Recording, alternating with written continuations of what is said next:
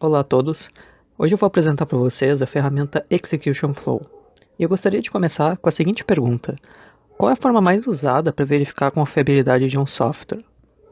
A resposta é testes automáticos. Mas então, com base nisso, eu faço um novo questionamento. Como que eu sei se esses testes são confiáveis? Bom, a resposta agora não é tão direta, porque depende do critério de cobertura que é usado. Mas todos os critérios de cobertura eles têm uma coisa em comum. Eles precisam ter conhecimento do caminho que foi executado em cada método testado. E aí surge um problema, porque não existe ferramentas que forneçam esse caminho de forma simples e direta. E é com base nessa problemática que eu apresento a ferramenta Execution Flow, a qual é uma ferramenta para gerar teste path de métodos e construtores que são escritos na linguagem Java. A ferramenta Execution Flow recebe como entrada um projeto Java e fornece uma lista de caminhos executados por métodos e expressa em termos das linhas do código-fonte. Para calcular a cobertura de teste de uma suíte de teste, é necessário saber quais caminhos do código que foram executados quando a suíte de testes ela é executada. Por exemplo, veja essa simples função que é exibida aqui. Essa função ela pode ser representada pelo grafo de controle de fluxo que está à direita. Então, partindo desse grafo e assumindo o critério de cobertura de arestas, a gente pode definir um total de 4 requisitos de teste para esse código. Ou seja, a gente espera que uma suíte de teste execute esses 4 subcaminhos do grafo de controle de fluxo. Se um desses requisitos de teste eles não forem atendidos, o testador então vai saber que essa suíte de testes ela pode ser melhorada. Por exemplo, vamos considerar uma suíte de teste composta por 2 testes. No primeiro teste, o parâmetro é setado para o valor 0, enquanto que o segundo teste o parâmetro é setado para 5. Cada teste, então, executa um caminho de teste no grafo e o código conforme é mostrado na tabela à direita. Bom, a gente pode ver, então, que os 2 testes eles cobriram apenas 3 dos 4 requisitos de teste. Então, dessa forma, sabendo que o caminho 7, 10, 14 ainda não foi explorado, o testador ele pode então focar nessa parte do código para então produzir um novo teste que cubra esse caminho. Bom, a arquitetura da ferramenta é um tópico bem grande para ser abordado em pouco tempo, mas eu vou procurar falar o essencial. Basicamente existem 3 pilares que sustentam a aplicação. O primeiro pilar é mapear e processar métodos e construtores usando programação orientada a aspectos. O segundo pilar é a extração do teste path através de um depurador. E o terceiro pilar é a execução do teste. Eu vou detalhar cada um deles agora. A primeira é mapear e processar métodos e construtores usando programação orientada a aspectos. Nessa etapa, é necessário que a aplicação saiba nela quais métodos vão ter o seu teste path computado, e é necessário também processar esses métodos de forma que todos os métodos de teste, diferente do método de teste atualmente executado, eles sejam comentados, a fim de evitar a coleta de informação desses métodos. Tem que ser feito também a garantia de que argumentos de chamada de função dentro de métodos de teste, na mesma linha, para a correta depuração. E que seja adicionada instruções dummy no método que vai ter o seu teste path computado em locais de código que vão ser omitidos após o código ser compilado. E por fim, é necessário compilar o processamento realizado. A segunda coisa a ser feita é a extração do teste path através de um depurador.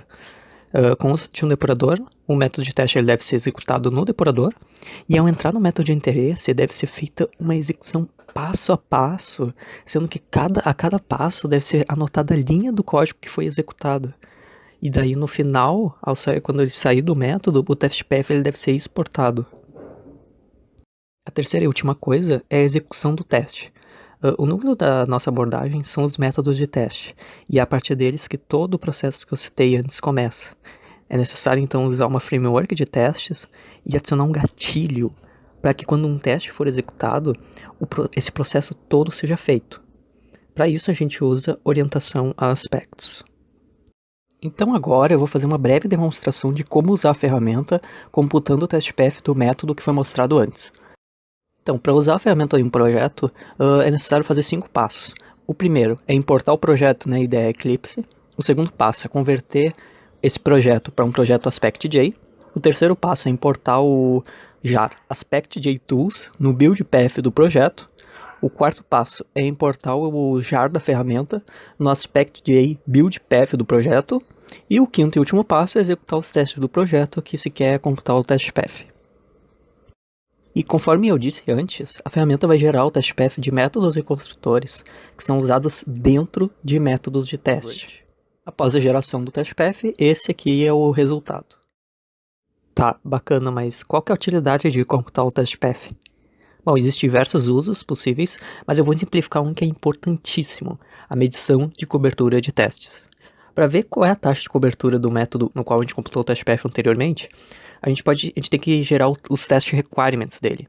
E para isso eu vou usar uma ferramenta open source desenvolvida pelo Murilo Wolford, que está com o link de acesso abaixo.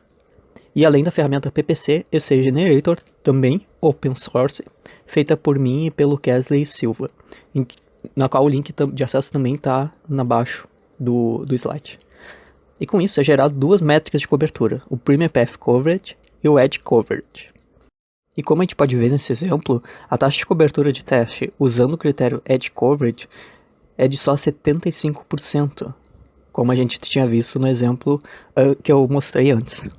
Então nesse caso, o método testado ele tem só 75% dos seus caminhos possíveis testados.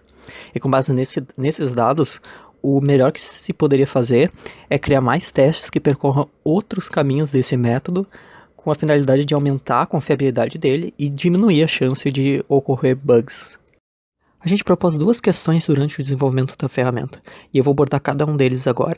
A primeira pergunta que foi feita é: a ferramenta desenvolvida é capaz de extrair corretamente o test path de código Java implementados usando diferentes estilos de implementação? Bom, foram usados 12 projetos e foi analisado o total de test paths que a aplicação poderia gerar, em cor mais fraca, e o total gerado pela aplicação em cor mais forte. No total, cerca de 75% de todos os test paths possíveis de serem computados foram computados pela aplicação. Os 25% restantes faltaram devido a problemas de processamento do código-fonte que vai ser corrigido futuramente. E também por incompatibilidade com alguns testes JUnit 5, que também vão ser corrigidos futuramente. A segunda pergunta é possível obter o test path de métodos e construtores com alta complexidade ciclomática? Foram analisados 60 métodos de 7 projetos diferentes e com diferentes complexidades ciclomáticas. E o resultado acabou sendo bem satisfatório, porque a aplicação ela gerou o test path de métodos com complexidade bem alta, conforme vocês podem ver no gráfico mostrado abaixo. Vocês podem conferir um exemplo de uso da aplicação em um projeto real no vídeo da demo. Era isso que eu tinha para falar. Muito obrigado por ter visto até aqui.